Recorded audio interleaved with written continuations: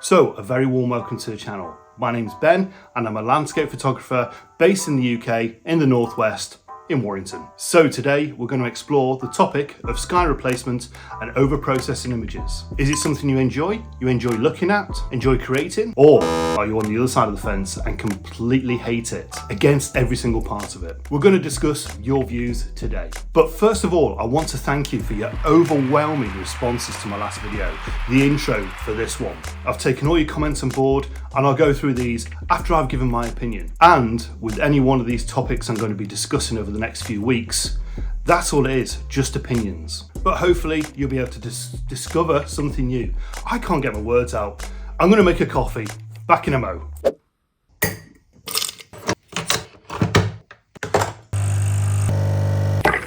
That's better. I can concentrate now.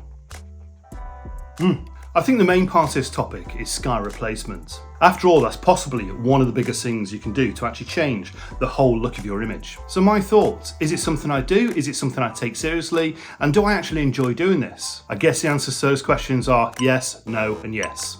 So sky replacement is something I tend to do more as a bit of fun. And I always seem to do it on older images I've taken in the past, saved on my hard drive, and when I've got a lazy afternoon, something where I don't really know what to do, every now and again I'll think, do you know what, I might revisit those images and reprocess them. Because like photography, I believe that processing images is something that you develop a skill on. I remember in the early days where I first discovered Lightroom and what it could do, and I was busy sliding the sliders from left to right to just basically get an understanding of what Lightroom can do. I think as we mature as photographers, so do our processing skills. It's less about sliding the sliders all the way to each side, and it's working out what is right for each of those images. So I tend to do sky replacement to give an image a bit of a second life. But every time I do a sky replacement, it has to be said, I am so impressed with the software that handles this. I personally use Photoshop, and it's what I've got used to.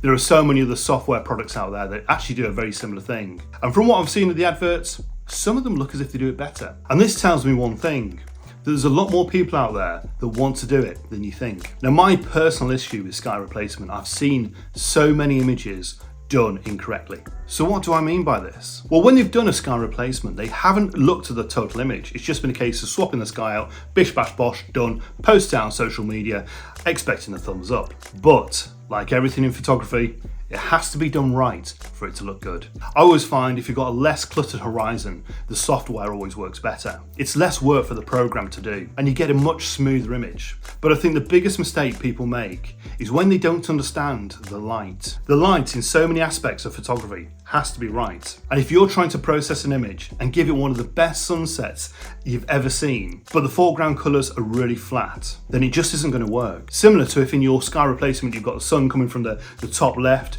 but the light in your image is coming from the top right, it just isn't going to work. It's got to look right. Another thing I do, and which is quite a bit of a tip if you're looking to do sky replacement, instead of images that are provided by the software, try using your own. What I've done in the past, when I've gone to a location, it's a little bit mundane, there's no real interest there, but the sky lights up. I'll just concentrate on taking images of the sky. Now this could be panoramas going across, or it can just be single shots. And what I tend to do is try and not get any land in that image. It just makes it easier for when you actually add it to your other image. A prime example of this is when I go to New Brighton and shoot the Liverpool waterfront. That is a prime location. You're looking at the city, if the River Mersey is full, you tend to get reflections in there as well. But for sunrises and sunsets, it's magical. The only difficulty you can be faced with, and it's not a big thing, but it's something that I quite like in my images. So what I've done there recently in that location is arrive when it's dark, taking a few images, certainly in the winter months, of when the interior lights are on in all the offices and all the buildings, but you haven't got the sunrise yet. Now the sunrise will happen behind the buildings, but with most of the buildings, once the sun starts to rise, people tend to turn the lights off. So the city becomes a little bit flat. So the best thing to do is take an image when it's still dark, all the lights are on, then take a secondary image, do not move your tripod, do not move your camera, keep everything pretty much where it is. And then take a second image with the sunset over the buildings, and then simply blend them together. Yes, I suppose that is a part of sky replacement, but I think you're still in the same location. But it's just enough to separate your images from somebody who hasn't got that skill set. So yes, I do sky replacement. Do I enjoy it? Well, yes and no. Yes, because I love seeing what the final image looks like, and I love adding a different sort of mood to each of the images. But also, no, because I feel it's slightly cheating. A couple of you have actually commented on this as well, on how you love going to a location and waiting to see what that end sunset or that start of sunrise is going to look like. It's almost like a gamble, and this is where it feels like it's cheating. But on the flip side of that as well, a lot of us have to travel quite a distance to get to these prime locations. And when you've spent most of the day traveling and you've got a really long journey at the end of it, and the sky and the weather just don't play ball, it can be extremely frustrating.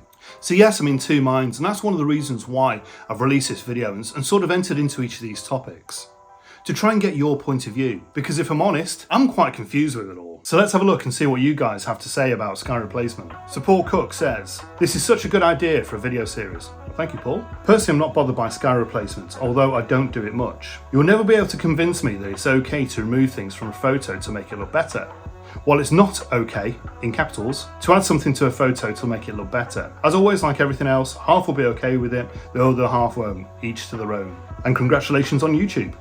Thank you very much. Adam Hurst says, I love sky replacement. I use it as a backup when the weather is a bit naff. My rule of thumb is to use it if I spent all day travelling, similar to what I thought actually, and the weather doesn't play ball. I will always let people know if I've swapped it out. I do spend a lot of time processing my pictures. So yes, I will overprocess my images, certainly if I think it needs it. I think Photoshop in itself is a skill to master, so all credit to people who can swap things out as well. Good point, Adam. Craig says, I think sky replacement is a great tool. It's not one that I've been accustomed to yet. I have to find one that looks natural, so I think I've applied it to less than half a dozen images. There are so many photographers that are so much better than me when it comes to processing, and they can do amazing things. I've used Photoshop for several years, but since I'm not able to sit down for hours at a time, I really only use it on the basics and experiment from time to time. More power to those that are experts. However, I think it's important to be honest about your image and whether or not it's a true representation of the scene. I don't think it's necessary to post an image with a huge disclaimer, but important to be honest if questioned. Some photographers will continue to insist it's 100% real, even though there's sufficient evidence to show otherwise. Good point, Craig. The Studio says, I'm a non-photographer and didn't realise you could do this. Although I've seen some pictures where the sky does look unnatural. I guess if done well, then fine. No difference to painting. Good point. Either way, it sounds complicated. Looking forward to your series, Ben. Very interesting. Craig Yates Photography says, I do sky replacement occasionally. When uploading for stock and print sales, I always declare if the sky replacement has taken place. I believe I owe it to the audience to be honest and upfront. The replacements in Photoshop are limited, so I've started to build a collection of my own skies to upload to using Photoshop. Sometimes an amazing sky can appear in front of you before you can build up a composition. As far as processing goes, I have found that as you learn and you become more experienced photographer, you start to think about processing at the point of taking the image. Very true, Craig, something I do. You get to know what your camera sensor can capture and how far you can push the sliders to get the desired final image. The processing result to a final image is always subjective, and we have our own take on the right look. I like this talk photography idea, Ben, and I will definitely participate. Thanks, Craig.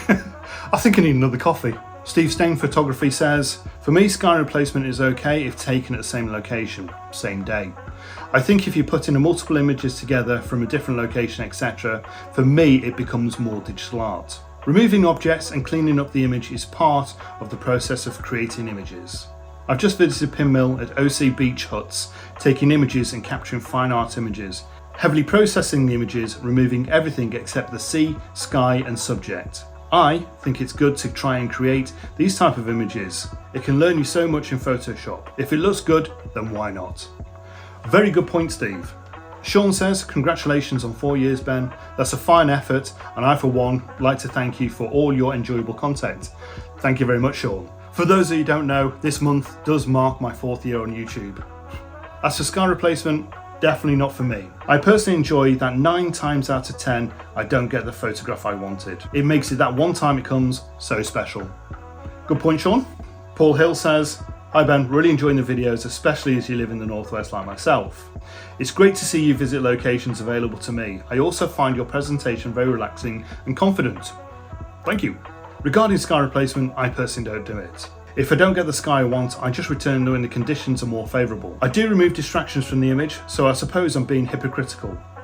Now on to over-processing. I see so many images on social media, way over-processed, and they get a lot of likes and shares, I assume from non-photographers. Looking forward to future subjects, I will definitely try and leave a comment with my view. Thank you very much, Paul. Wednesday Through the Lens says, nice approach. Hope it works. I don't replace skies, but I do get carried away with the HDI slider. I think we've all experienced that. Often for the better, but often not. Bill Ingalls says, wow, embark on a slippery slope of philosophy photography. That's not easy to say. I personally don't care what people do with their images, as long as they don't try and deceive other folks. Good point. With the advent of digital photography and the accompanying ability to Photoshop images, it's up to the individual what he or she cares to produce. For those who participate in groups that have rules about images, then rules is rules. Bill then explains that he uses Affinity Photo instead of Photoshop, so yeah, it's good to hear that people are using other softwares. Thank you very much. Dave Breeze says, there are several factors which may affect whether a replacement of the sky, adding, subtracting items and people from photograph is acceptable. For example, club which I belong, for competition purposes, nature photographs may be cropped and some colour. Sharpening exposure compensation is allowed, but removement of any images, including any annoying strands of grass or twig, is banned. However, in any other category, composite images are allowed, but must be the photographer's work. For me, this ruling on composite images makes sense. I would not even consider stock images for sky or anything else, as that is another photographer's work. It is at best a collaborative effort, and if not acknowledged, it is effectively plagiarism. The upshot of this, for me, composite images are okay providing they are sole work of the photographer, and no attempt is made to pass the image off for real. How good the photograph looks is then down to the skill of the artist stroke photographer. Is the photographer an artist? Now that's yet another can of worms. I completely agree. Hugh Wolf says, hi Ben, my thinking is I'm out there to shoot what I see, not what I hope to see. Good point. I'm not a fan of Photoshop or Lightroom either, my main objection being Adobe's subscription. I don't utilise my editing software day in, day out. In fact, sometimes I may go months between uses. So why pay for every single month? I prefer to purchase it one time. A very good point there, Hugh. It'd be interesting to know whether you actually shoot in RAW or JPEG. So some very good points there. And it's kind of shocked me a little bit. I thought when I released I was going to do this topic, I was going to get a lot of negative comments, a lot of, no, you can't do sky replacement. But it's kind of shocked me, and it's quite nice to know. I think as photographers, we're all in a similar boat. Yes, some are against it, some are for it, and some are in the middle. But I think the whole general view is if you do it, don't try and sell it off as an original image. Oh, you can tell the sun's come out. Somebody's out there with a mower already. We're still in mid-February. So thank you very much for watching the last intro video, this one, and also commenting for this video as well. Without those comments, it would be quite a flat video. Which brings me on to the next topic. Does gear matter? Let me know your thoughts. Maybe you've bought high-end, maybe you've recently downgraded. Whether you think you need the high-end gear or whether it's all to do with the sight of the photographer. Can a good photographer take an image from anything? It feels that there's so many YouTubers out there that all tell us that gear doesn't matter. Professional photographers tell us that gear doesn't matter, and yet they all use professional gear. What's your thoughts on that? As always, I will give my points and thoughts. And like I say, they are just my points and thoughts. It's not necessarily the right or the wrong way of doing things, but it'd be great to hear your thoughts on does gear matter. So I hope you've enjoyed this first instalment of We Need to Talk Photography. I'm overwhelmed with the response, and thank you very much for your comments. Thank you very much for taking time. If you can do it again, it'd be really appreciated. If you enjoyed this video and managed to take something away from it, please consider subscribing. It'd be great to have you on board of the channel. Also, give me the thumbs up, that really helps. And if you want to comment for the next video, please comment in this video, if that makes sense. So I'll see you guys very soon for the next instalment of Let's Talk Photography. Bye-bye now. Boo!